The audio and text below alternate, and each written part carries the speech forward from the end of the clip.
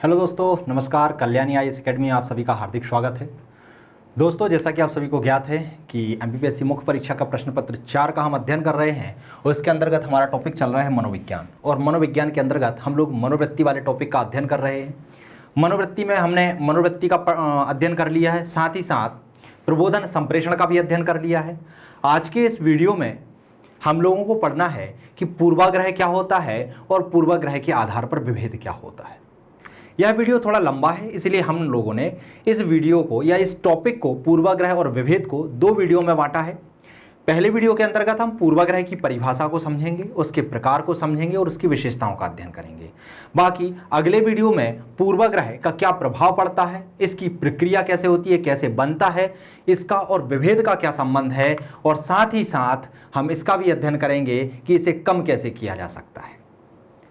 तो दोस्तों, चलिए हम हमारा आज का वीडियो स्टार्ट करते हैं, जिसके अंतर्गत पहला टॉपिक है हमारा पूर्वाग्रह एवं विभेद।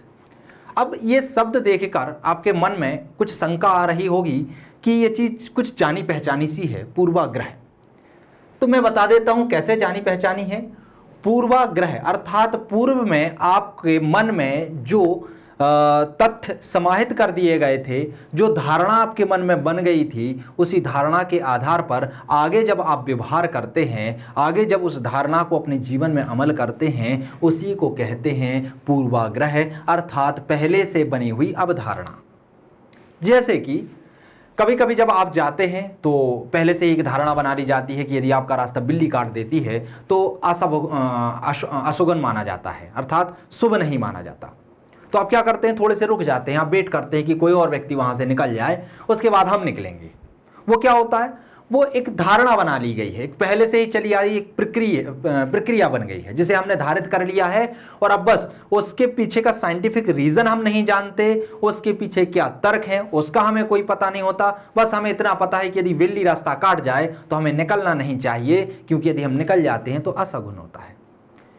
हुआ कुछ यूं होगा कि पहले कभी कोई व्यक्ति जा रहा होगा, बिल्ली ने रास्ता काटा होगा, वो थोड़ा सा गया होगा और आगे जाके एक्सीडेंट वगैरह कुछ भी उसके साथ घटना घटित हो गई होगी, और ऐसा कभी अनायास उसके साथ 2-3 बार हो गया होगा। तो उसने एक धारणा बना ली कि ऐसा करने से क्या होता है, अशगुन होता है, इसलिए हमें कुछ देर रुक जाना चाहिए।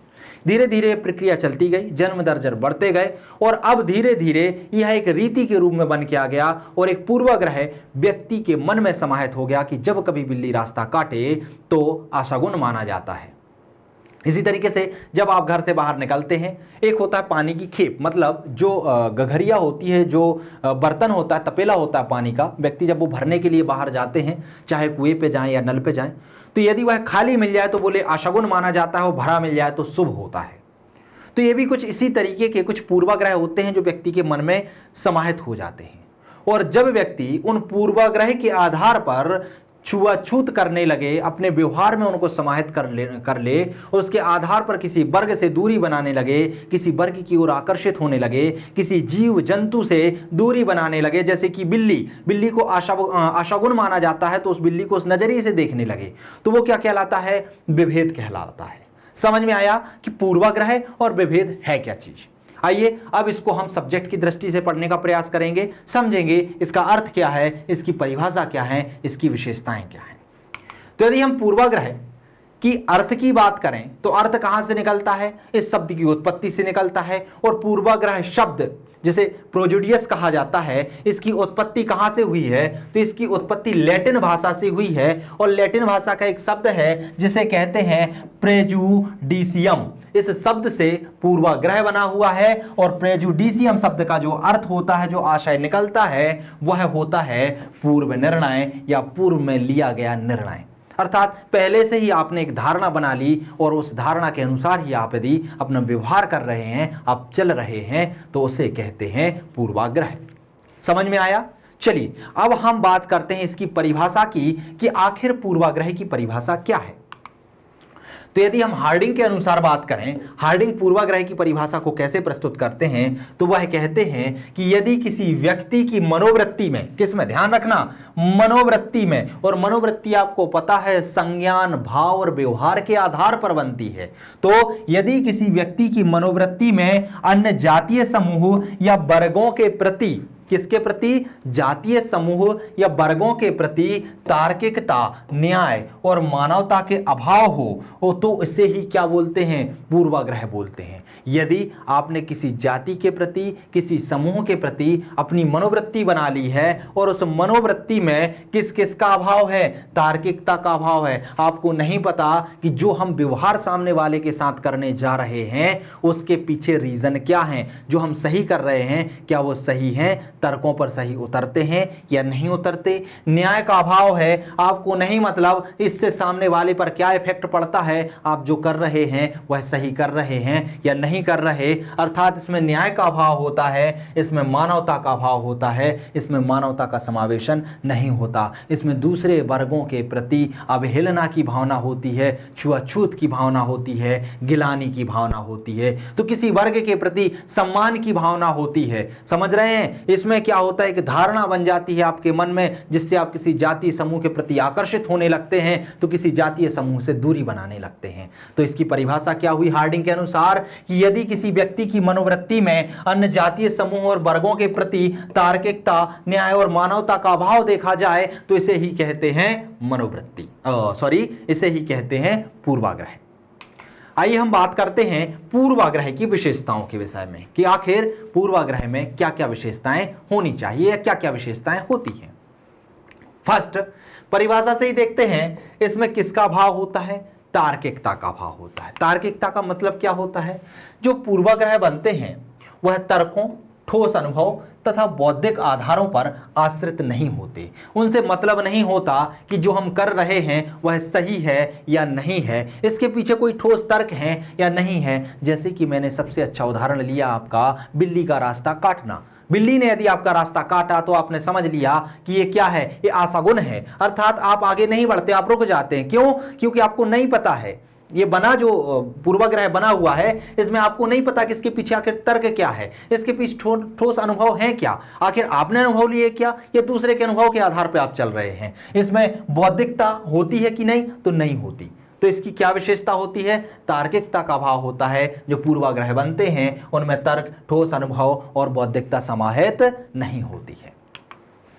इसमें निर्णय प्रायः रूढ़ियुक्त विचारधाराओं के आधार पर लिए जाते हैं। कैसे लिए जाते हैं? रूढ़ियुक्त विचारधाराओं के आधार पर। बहुत अच्छा उदाहरण अभी हाल ही का 2020 का ले लेते हैं हम। मार्च 2020 में मार्च नहीं, दिसंबर की बात है, अक्टूबर नवंबर की बात है, जब प्रधानमंत्री मोदी जी ने कहा था कि आप दीपक जलाइए और दीपक जलाने से सारे वायरस खत्म हो जाते हैं। हमारे मन में एक पूर्व धारणा पहले से ही बनी हुई है कि दीपक जलाने से वायरस खत्म होते हैं। हम हर दिन शाम को भगवान के सामने दीपक जलाते हैं, लेकिन दीपक जलाने के पीछे तर्क क्या है, बौद्धिकता क्या है, अनुभव क्या है, इसका हमें कुछ नहीं पता। वो तो एक रूढ़ी बन गई है, उसी रूढ़ी के आधार पर आपने क्या है, पूर्व अवधारणा बना ली और वही आपका पूर्वाग्रह बन गया। जैसे कि यदि हम प्राचीन इतिहास में जाते हैं तो हम देखते हैं कि वहां लाइट का आविष्कार नहीं हुआ था, उस समय केरोसिन भी उपलब्ध नहीं होता था, उस समय तेल और वनस्पति घी का भी आविष्कार नहीं हुआ था। तो उस समय क्या था? जब आर्य भारत में आए थे तो उस समय उनका सबसे प्रिय पालतू पशु था गाय। वो गाय से दूध निकालते थे, दूध दुहते थे, गाय को अघन्या कहते थे, गायों के लिए युद्ध लड़ते थे, गोवष्ठी कहते थे। तो गायों के लिए गायों को एक सर्वोपरि स्थान रखा गया था। गांव में सारे जो गाय होती थी उनमें सारे देवताओं का समावेशन कर दिया गया था ताकि कोई गाय को मारे ना। अब होता क्या था कि जब शाम कभी होती थी, लाइट होती नहीं थी, उजाला होता नहीं था, सूर्य अस्त हो जाता था, अंधेरा लग जाता था, व्यक्ति भोजन करने बैठता था तो भोजन में क्या, कभी कीड़े मकोड़े कुछ भी पड़ने का डर रहता था। उजाला नहीं होता था तो लोग क्या करते थे, घी के दीपक बना के जला लिया करते थे। अब वो दीपक घर के कोने में रखते थे। अब वो कोने में उन्होंने भगवान का वास कर दिया कि ठीक है यहाँ पे हमारे देवी देवता भी हैं, वहीं पे हमने दीपक जला दिया। धीरे धीरे समय बदला, तेल का आविष्कार हुआ, मीठे तेल का आविष्कार हुआ, तो लोगों ने घी के दीपक को कम कर करके अब जो वनस्पति घी है उसका, या फिर जो तेल होता है, चाहे सोया का तेल हो, मूंगफली का तेल हो, जो भी है, उसके दीपक बनाना स्टार्ट कर दिया। अब वो भगवान के सामने अर्पित करने लगे। लोगों को नहीं पता कि ये दीपक जलाया क्यों जा रहा है, बस पता इतना है कि हाँ, भगवान के सामने दीपक रखा जाता है, एक रूढ़ी बन गई। धीरे धीरे केरोसिन का आविष्कार हुआ तो दीपक की संख्या कम हो गई। पहले दिन भर रात भर जलते थे, फिर एक टाइम लिमिट हो गई कि ठीक है, एक दीपक छोटा सा रख लो, उसमें ही इतना तेल रख दो कि घंटे आधे घंटे उजाला हो, फिर बुझ जाने दो। लोगों ने क्या है, केरोसिन की चिमनियां जलाना चालू कर दिया। अब धीरे धीरे लाइट का आविष्कार हो गया। जब लाइट का आविष्कार हो गया तो लोगों के लिए ना तो घी के दीपक की आवश्यकता थी, ना ही तेल की आवश्यकता थी, ना ही केरोसिन के दीपक की आवश्यकता थी। लेकिन एक रूढ़ी बन गई शुरू से आते हुए कि शाम के 7 से 8 बजे और भगवान के सामने ये दीपक जला दो। जब कुछ अच्छा अवसर हो तो घी का दीपक जला दो। क्यों? क्योंकि घी महंगा आता है। तो अच्छे अवसर पे घी का दीपक जलाओ, डेली आप किसका, तेल का दीपक जला दो। अब इसके पीछे तर्क क्या देने लगे, मान लो तर्क पूछे तो बोले इससे बैक्टीरिया खत्म हो जाते हैं, लेकिन ऐसा कुछ है नहीं। बैक्टीरिया कोई खत्म नहीं होते हैं। तो हुआ क्या, ये एक रूढ़ी बन गई और उसके आधार पर पूर्वाग्रह बन गए, और इसी का आधार, इसी का फायदा उठा के, जैसे मोदी जी ने अभी कहा था, प्रधानमंत्री जी ने कहा था कि अब शाम के समय सब लोग 8 या 9 बजे के करीब बोला था कि दीपक जलाइए और दीपक जलाने से सारा कोरोना वायरस खत्म हो जाएगा। तो एक क्या थी, एक पूर्वाग्रह था जिसका लोगों ने अनुपालन बहुत तीव्र गति से किया था। क्यों? क्योंकि ना तो इनमें तर्क होते हैं, ना ठोस अनुभव। कोई नहीं पूछता कि क्या तर्क है, ठोस। हाँ, पता है कि दीपक जलाया जाता है, भगवान प्रसन्न हो जाते हैं तो व्यक्ति दीपक जलाने लगते हैं। तो क्या है, यह बहुत अच्छा उदाहरण था। अर्थात इसमें निर्णय प्राय किसके आधार पर लिए जाते हैं, रूढ़िगत विचारधारा के आधार पर लिए जाते हैं। जो रूढ़ियां बन जाती हैं उसके आधार पर ही हम निर्णय ले लेते हैं। हम जानते हैं कि दीपक जलाना अच्छा है, ये जलाते आए हैं तो शायद इससे वायरस खत्म हो जाएगा, तो उसको हम जलाने लगते हैं। डबली बजाना, घंटा बजाना, घंटे बजाने की भी यही थी, ये इसका भी उपयोग किया गया था कि थबली बजाने से भी क्या हो जाएगा, ऐसी वेव निकलेंगी जिससे खत्म हो जाता है। इसके पीछे भी एक रूढ़ियां बनी हुई हैं, जैसे कि मंदिर में घंटा क्यों लगाया जाता है, उसके पीछे रीजन ये होता है कि जब कभी आपने देखा होगा मंदिर में घंटा सिर के यहां पर लगाया जाता है, जब वह पीतल का होता है, जब उसकी आवाज होती है तो उससे क्या है, वाइब्रेशन उत्पन्न होता है, और उससे आपके जो मन की कोशिकाएं, दिमाग की कोशिकाएं होती हैं वो जनरेट हो जाती हैं। उससे आपको फायदा होता है, आपका दिमाग तीव्र काम करने लगता है, इसलिए वो घंटे लगाए जाते हैं। लेकिन लोगों ने क्या किया, घर की थालियां, कोपड़ सबको फोड़ के रख दिया। समझ रहे हैं? तो ये क्या था, ये रूढ़ियां बन गई हैं, और रूढ़ियों के आधार पर हो क्या रहा है, लोग पूर्वाग्रह का पालन करने लगे हैं, पूर्वाग्रह का पालन करते हैं। इसमें दोषपूर्ण, कठोर और दृढ़ होते हैं। ये कैसे होते हैं, दोषपूर्ण होते हैं, बहुत सारे दोष होते हैं, क्योंकि इनमें तर्क तो होते नहीं है, बौद्धिकता होती नहीं, मानवता होती नहीं, तो कैसे होंगे, दोष होंगे। ये कठोर होते हैं, एक बार बन जाने के बाद इनको बदलना आसान नहीं होता है, यह कठोरता के साथ पालन किए जाते हैं। यह दृढ़ भी होते हैं, इन्हें बदलना कैसा होता है, कठिन होता है। इनमें किसका अभाव होता है, इनमें न्याय का अभाव होता है। दूसरी विशेषता क्या है कि इनमें न्याय का अभाव होता है, अर्थात यह जाति, धर्म, क्षेत्र, भाषा एवं लिंग के आधार पर पूर्वाग्रह निर्मित कर लिए जाते हैं, जो कि अनुचित है। समझने का प्रयास करना कैसे। जाति, धर्म, क्षेत्र, लोग क्या करते हैं, अपनी जाति को ही सर्वश्रेष्ठ मानते हैं, अपनी जाति के लोगों को अच्छा मानते हैं, दूसरी जाति के लोगों को गिरी हुई दृष्टि से देखते हैं। उसी तरीके से यदि हम धर्म की बात करते हैं तो धर्म में भी यही होता है। धर्म में अपने धर्म को अच्छा मानते हैं, दूसरे धर्म को गलत मानते हैं और वैसे ही पूर्वाग्रह बना लेते हैं। मान लीजिए कोई एक ईसाई धर्म का व्यक्ति आता है तो उसको उस नजरों से देखते हैं।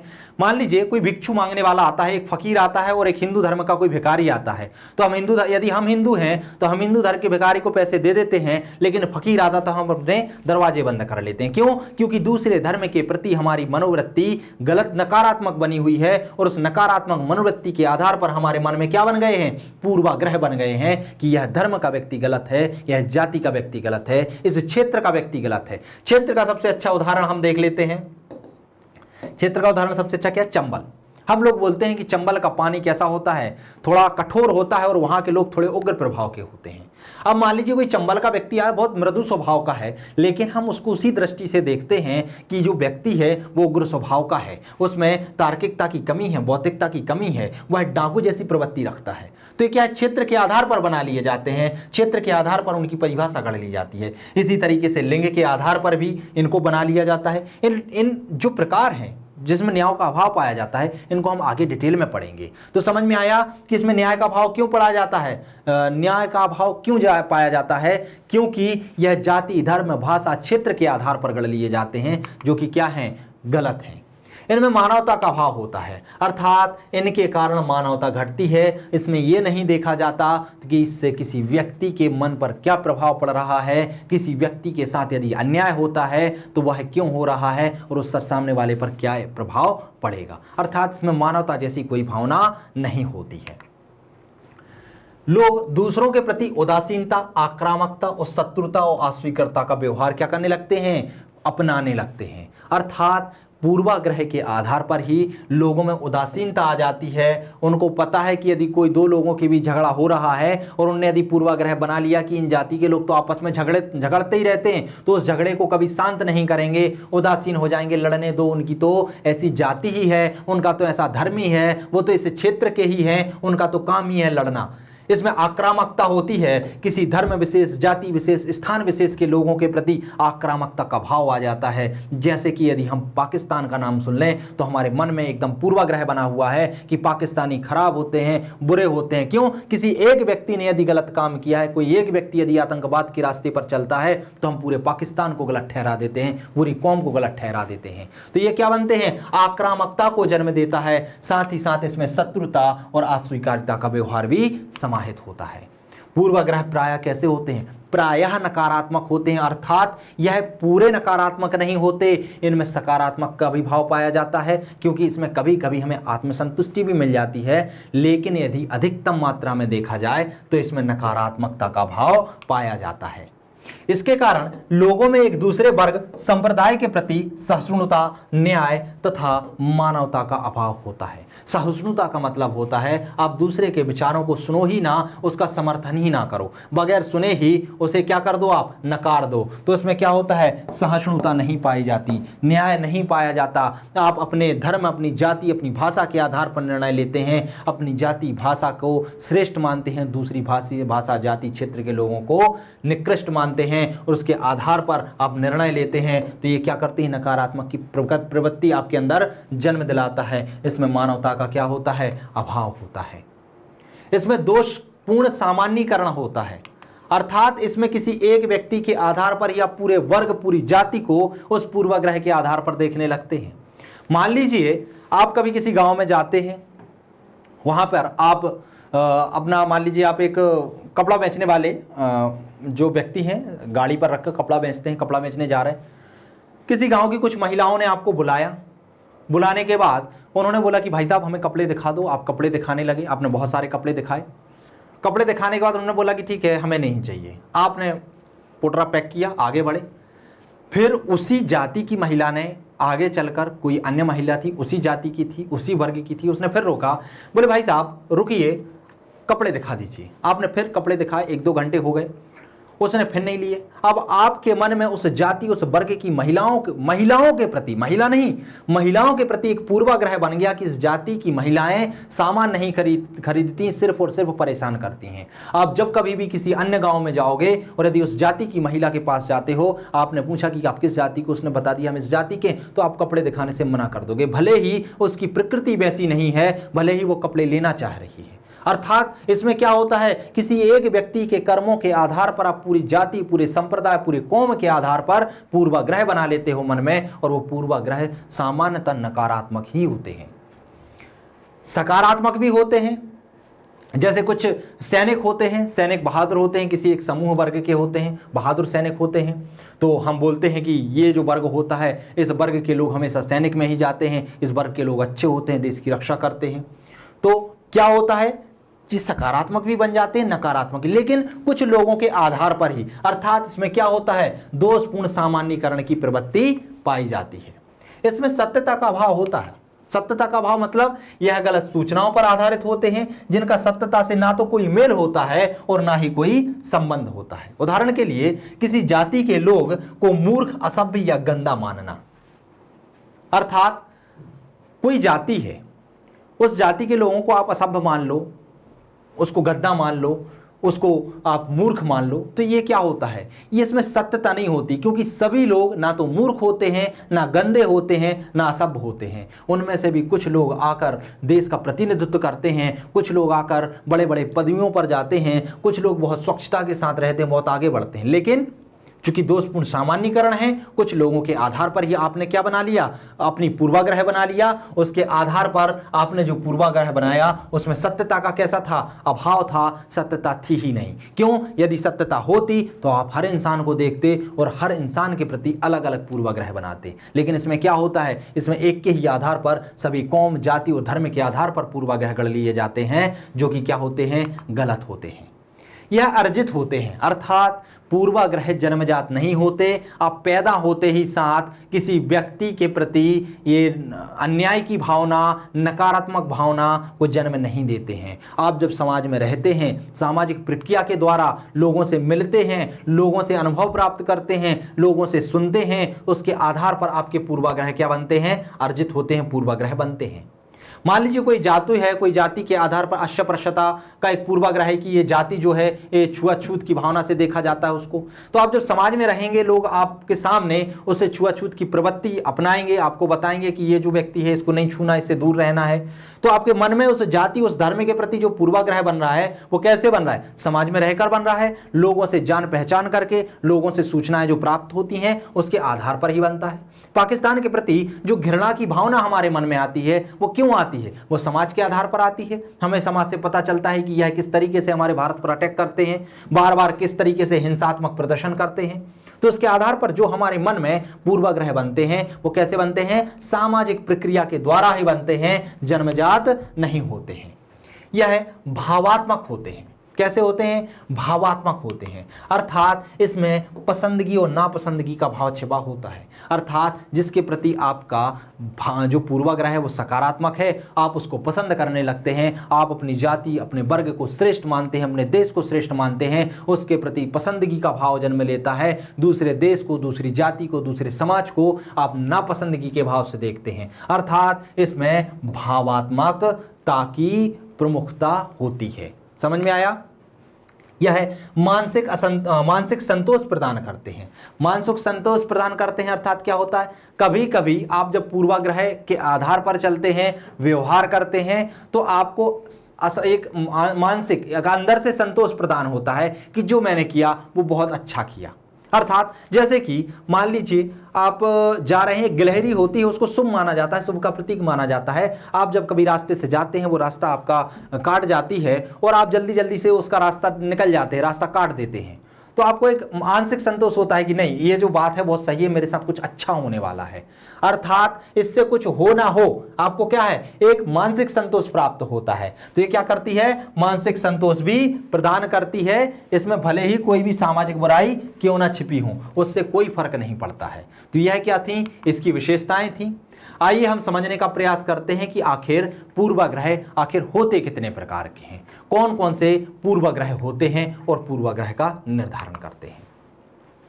तो चूंकि हमें पता है कि जो पूर्वाग्रह बनते हैं वो समाजीकरण की प्रक्रिया के द्वारा बनते हैं। लोग एक सामाजिक प्राणी है, व्यक्ति क्या है, सामाजिक प्राणी है, समाज के अंदर रहता है, समाज के अंदर जो क्रियाकलाप होते हैं उसी के आधार पर सीखता है, उसी के आधार पर अपने मन को आगे बढ़ाता है, अपने मन में बहुत सारे संज्ञान उत्पन्न करता है और जानकारी प्राप्त करता है, और उसके आधार पर ही क्या बना लेता है, बहुत सारे पूर्वाग्रह बना लेता है।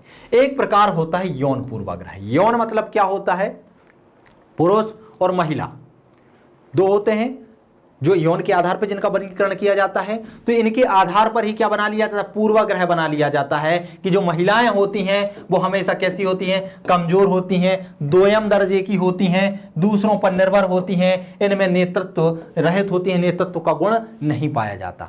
लोगों में शुरू से ही बना लिया कि जो महिलाएं हैं घर के कामकाज के लिए होती हैं, इसीलिए तो जब बच्ची पैदा होती है तो लोग ना तो बैंड बाजे बजाते हैं, ना ही इतने ज्यादा प्रसन्न होते हैं, उसे दोयम दर्जे का समझ लेते हैं, जानते हैं कि यह जो है पराये घर की लक्ष्मी है, इससे हमारा कोई फायदा नहीं होने वाला, और कहते हैं कि यह जो होती है हमेशा दूसरों पर आश्रित होती है, शादी के पहले माता पिता पर और शादी के बाद पति पर।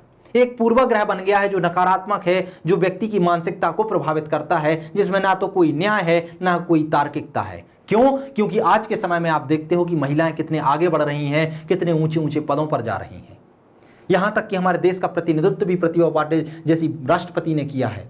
जो प्रधानमंत्री हैं इंदिरा गांधी जैसी, जो एक सबसे बहादुर महिला जिसे आयरन लेडी का नाम दिया गया, तो ऐसी महिलाएं हुई हैं जिन्होंने देश का प्रतिनिधित्व किया है, जिन्होंने सेनाओं में भाग लिया है, बहुत सारी महिलाएं जो सेनाओं में भाग ले रही हैं, अंतर्राष्ट्रीय प्रतियोगिताओं में भाग ले रही हैं, लड़कों से ज्यादा आगे बढ़ रही हैं। लेकिन एक पूर्वाग्रह पहले से ही बना दिया गया है महिलाओं के प्रति कि यह हमेशा कमजोर होती हैं, दोयम दर्जे की होती हैं, दूसरों पर निर्भर होती हैं और इनमें नेतृत्व का गुण नहीं पाया जाता। और पुरुषों के प्रति क्या बना दिया जाता है कि जो पुरुष होते हैं वो बहुत मेहनती होते हैं, उनमें नेतृत्व का गुण होता है, उससे ओतप्रोत होते हैं, प्रभुत्वशाली होते हैं।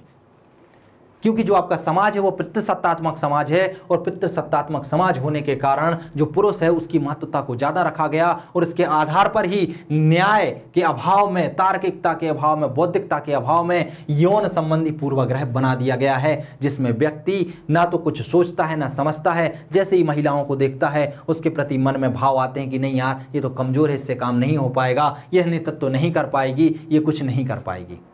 और जैसे ही पुरुष के बारे विषय में विचार आता, बोले अरे ये तो बहुत बलशाली है, इसमें नेतृत्व का गुण है, ये तो बहुत अच्छा काम कर लेगा। तो ये क्या होते हैं? पूर्वाग्रह होते हैं। अगला होता है शारीरिक पूर्वाग्रह। शारीरिक पूर्वाग्रह मतलब क्या होता है? व्यक्ति की शारीरिक संरचना, मुख आकृति, रंग रूप, हाव भाव आदि के आधार पर ही आप पूर्वाग्रह निर्धारित कर लें। जैसे कि एक निग्रो व्यक्ति होते हैं, मोटे काले, थोड़े मोटे काले होते हैं, घुंघराले बाल होते हैं, बड़ी खोपड़ी के होते हैं, वो थोड़े डरावने टाइप के लगते हैं। तो निग्रो लोग, निग्रो प्रजाति कहाँ पाई जाती है? मध्य अफ्रीका में पाई जाती है। तो जो निग्रो लोग होते हैं उनके प्रति एक मनोवृत्ति बना ली जाती है, एक पूर्वाग्रह बना लिया जाता है कि यह असभ्य और झगड़ालू होते हैं। अर्थात कहीं भी आपको निग्रो प्रजाति के लोग दिखते हैं तो आपके मन में एक ही पूर्वाग्रह है कि ये तो झगड़ालू होते हैं, यह तो असभ्य होते हैं, इनसे बात करना उचित नहीं है। इसमें ना कोई तार्किकता है, ना कोई न्याय है, ना कोई मानवता है, लेकिन ये पूर्वाग्रह बन गए हैं क्योंकि पूर्वाग्रह की तो विशेषता है कि यह क्या होते हैं, ना तो इनमें बौद्धिकता होती है, ना तार्किकता होती है, ना न्याय होता है। इनमें सभी का भाव होता है, इसके आधार पर ही बन जाते हैं। इसीलिए किसी व्यक्ति की शारीरिक संरचना को देखकर ही आपने यदि पूर्वाग्रह बना लिया तो उसे कहते हैं शारीरिक पूर्वाग्रह। जैसे कि अरुणाचल प्रदेश या सिक्किम के लोग आते हैं, वो थोड़े से हाइट में कम होते हैं, बाल सीधे होते हैं, थोड़े छोटे छोटे होते हैं, तो उनको चिंकी पिंकी कह के पुकारा जाता है। एक पूर्वाग्रह बना लिया जाता है कि ये तो चाइनीज है, चाइनीज है। अब वो भले ही भारत के हों, अरुणाचल प्रदेश के हों, सिक्किम के हों, असम के हों, कहीं के भी हों, नागालैंड के हों, लेकिन उनकी जो प्रकृति है वो थोड़ी सी चाइनीज जैसी दिखने के कारण उनको क्या है, पूर्वाग्रह बना लिया जाता है कि तो चाइनीज है। तो ये शारीरिक संरचना के आधार पर जो पूर्वाग्रह बनते हैं उन्हें क्या कहा जाता है? शारीरिक पूर्वाग्रह कहा जाता है। भाषा के आधार पर पूर्वाग्रह बनना, अर्थात जो भाषा हमें अच्छी लगती है उसके आधार पर हम सकारात्मक पूर्वाग्रह बना लेते हैं और लोगों के प्रति आकर्षित होने लगते हैं, और जिस भाषा का जो हमें भाषा समझ में नहीं आती, कठिन लगती है, उसके प्रति हम नकारात्मक भाव उत्पन्न कर लेते हैं। जैसे कि कोई व्यक्ति किसी भाषा में लिखता है, उसकी राइटिंग यदि हमें समझ में नहीं आती, चाइनीज भाषा से नफरत होने के कारण हम बोलते क्या चाइनीज में लिख देते हो, मतलब किसी भी भाषा को समझ में ना आने के कारण उसको किसी भाषा की क्या दे देते हैं, उपमा दे देते हैं, और एक आपके हाव भाव जो होते हैं बदल जाते हैं। लेकिन कोई हिंदी में लिखता है, बहुत अच्छा लिखता है, आप बोलते वाह क्या राइटिंग है, वाह क्या भाषा है, वाह क्या शुद्धलेख है। मतलब आपकी जो भाषा होती है उसके प्रति क्या होता है, आपको आकर्षण होता है, और जो दूसरी भाषा होती है जो उसमें समझ में नहीं आता है उसके प्रति आपके मन में नकारात्मक भाव उत्पन्न होने लगते हैं, और आप इसी तरीके का एक पूर्वाग्रह पहले से बना लेते हैं कि यह भाषा खराब है और यह भाषा अच्छी है। जैसे कि अंग्रेजी भाषा के विषय में एक पूर्वाग्रह बन गया है कि यह भाषा बहुत कठिन है। क्यों? क्योंकि हमें समझ में नहीं आती।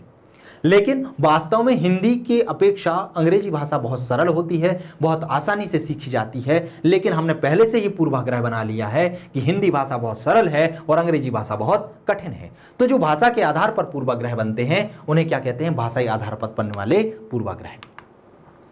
एक पूर्वाग्रह बनते हैं सांप्रदायिक आधार पर, जिन्हें बोला जाता है सांप्रदायिक पूर्वाग्रह।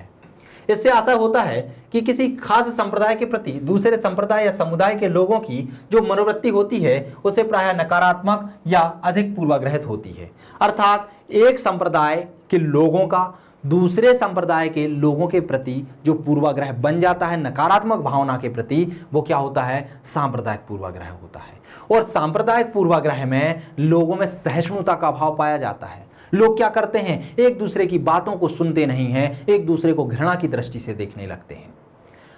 पूर्वाग्रह के और भी प्रकार हैं, जैसे कि हम अन्य प्रकारों में देखें तो कुछ जातीय पूर्वाग्रह बनते हैं, अर्थात जातीय आधार पर पूर्वाग्रह बन जाते हैं, जिसके आधार पर हम कुछ जातियों को श्रेष्ठ आधार पर निर्धारित कर लेते हैं, कुछ जातियों को निचले आधार पर निर्धारित करते थे।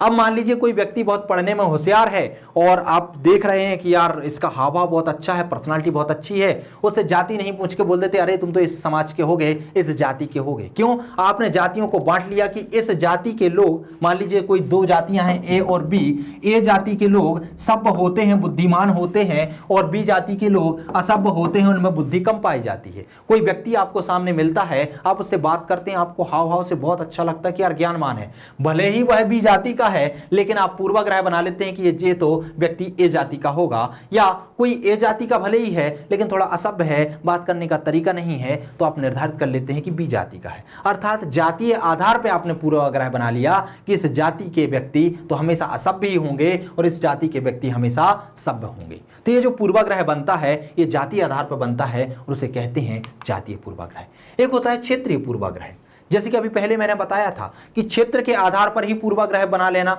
जैसे कि चंबल का कोई व्यक्ति आता है और आप बोलते हो ये तो उग्र स्वभाव का होता है क्योंकि चंबल का पानी कठोर होता है।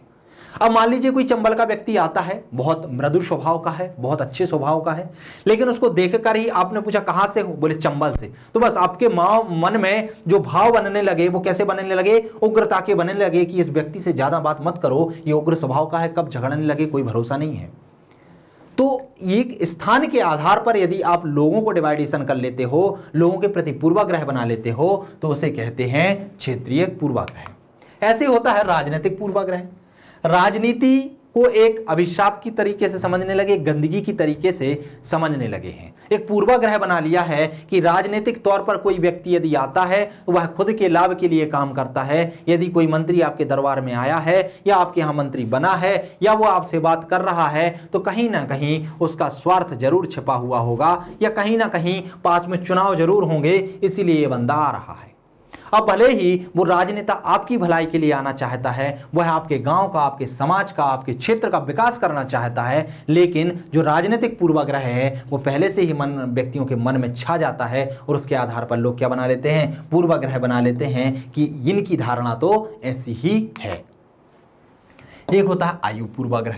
आयु पूर्वाग्रह में क्या होता है, आयु के आधार पर लोगों का निर्धारण कर लेना कि इस एज से कम के व्यक्तियों में बौद्धिक विकास कम होता है और इस एज से व्यक्तियों के अधिक जो होते हैं उनमें बौद्धिक विकास ज्यादा होता है। जैसे कि आपने निर्धारण कर लिया कि 18 वर्ष से जो कम के व्यक्ति होते हैं उनमें बौद्धिक विकास बहुत कम होता है। अब मान लीजिए कोई व्यक्ति बहुत बुद्धिमान है, वो जैसे ही सामने आता है आपके तो आप उससे एज पूछते हो और यदि वह बताता है 18 से कम है तो आप विश्वास नहीं करते, आप बोलते नहीं नहीं 18 से कम हो ही नहीं सकते। क्यों? क्योंकि आपका पूर्वाग्रह पहले से बन चुका है कि 18 से कम तो बौद्धिक विकास होता ही नहीं है। और मान लीजिए कोई व्यक्ति है वह बहुत ज्यादा एज का है, मान लीजिए 35 साल का हो चुका है और यदि उसमें बौद्धिकता का विकास ही नहीं हुआ और बच्चों जैसी हरकतें कर रहा है तो आप बोलते हो कि क्या यार 18 से कम उम्र के बच्चों जैसी हरकतें करते हो। क्यों? क्योंकि आपका पूर्वाग्रह बना है कि 18 से कम वाले व्यक्ति का क्या होता है, बौद्धिक विकास कम होता है और ज्यादा वाले का बौद्धिक विकास ज्यादा होता है। लेकिन ऐसा कोई निर्धारित नहीं है कि सभी व्यक्तियों का कम हो और 18 से ज्यादा वाले सभी व्यक्तियों का बौद्धिक विकास ज्यादा हो। लेकिन एक पूर्वाग्रह होता है जो एक आयु के आधार पर बना लिए जाते हैं, जिन्हें कहा जाता है आयु पूर्वाग्रह। एक होता है आर्थिक पूर्वाग्रह। आर्थिक पूर्वाग्रह का मतलब होता है आर्थिक स्थिति के आधार पर जो पूर्वाग्रह गढ़ लिए जाते हैं वह आर्थिक पूर्वाग्रह कहलाते हैं। अर्थात मान लीजिए कोई जेंटलमैन है, बहुत अच्छी कार से आ रहा है, बैठ रहा है, अच्छी पर्सनालिटी, अच्छे जूते वूते पहने, कोट वोट पहने, आपको देखने लगता है कि यार ये जो व्यक्ति है बहुत धनी व्यक्ति है, बहुत सभ्य व्यक्ति है, बहुत सम्माननीय व्यक्ति है। कोई व्यक्ति आता है पगड़ी वगड़ी पहन के आ जाता है, धोती वोती लपेट के आ जाता है, भले ही वो कितना ही करोड़पति हो, लेकिन आपने पहनावे के आधार पर, आर्थिक स्थिति के आधार पर देख लिया कि नहीं यार ये तो असभ्य है, इसके पास कुछ भी नहीं है। तो व्यक्ति की आर्थिक स्थिति के आधार पर जो पूर्वाग्रह बना लिए जाते हैं उसे क्या कहा जाता है, आर्थिक पूर्वाग्रह कहा जाता है। ऐसे ही होता है वेशभूषा के आधार पर। अर्थात जेंटलमैन, वही उदाहरण जो मैंने आर्थिक स्थिति के आधार पर बताया वही वेशभूषा के आधार पर होता है कि कोई जेंटलमैन यदि आ जाता है, भले ही उसके पास बिल्कुल भी पैसे ना हो, लेकिन एक अच्छे कोट वोट सूट पहन के आ जाता है आपके सामने, आप सोचते हो नहीं यार ये व्यक्ति बहुत सभ्य है, इसके पास बहुत पैसा है। तो आपने एक पूर्वाग्रह बना लिया कि कोट पहनने वाला व्यक्ति सभ्य होता है और लुंगीधारी व्यक्ति कैसा होता है, असभ्य होता है। अब भले ही लुंगीधारी व्यक्ति उपराष्ट्रपति ही क्यों ना बन जाए, लेकिन यदि आपको पता नहीं कि वह उपराष्ट्रपति है तो आप उसको कैसी नजरों से देखोगे, असभ्य दृष्टियों से देखोगे, आप निचली दृष्टि से देखोगे। अर्थात जब तक आपको पद का पता नहीं होगा तब तक आप क्या करोगे, तब तक आप नहीं समझ पाओगे कि यह व्यक्ति कितनी उच्च रैंकिंग रखता है। क्यों? क्योंकि आपका जो पूर्वाग्रह बना है वो वेशभूषा के आधार पर बना हुआ है। तो ये प्रकार थे जो पूर्वाग्रह के प्रकार हैं। इस वीडियो के अंतर्गत हम लोगों ने पूर्वाग्रह की परिभाषा को भी जानने का प्रयास किया, उसकी विशेषताओं को जाना, साथ ही साथ हमने प्रयास किया उसके प्रकारों को जानने का। अब चूंकि इस वीडियो के अंतर्गत यदि हम पूर्वाग्रह और विभेद वाली जो टॉपिक है उसको भी यदि हम समाहित कर लेते हैं, पूर्वाग्रह को कैसे खत्म किया जा सकता है, पूर्वाग्रह कैसे प्रभावित होता है, पूर्वाग्रह से कैसे विभेद होता है, पूर्वाग्रह की और विभेद में की और भी जो प्रॉपर्टीज हैं उनको समझने के लिए हम लोगों ने एक और वीडियो बनाया है। इसके अगले वीडियो में इसकी वो सारी जानकारियां हैं। मिलते हैं हम अगले वीडियो में, तब तक के लिए नमस्कार।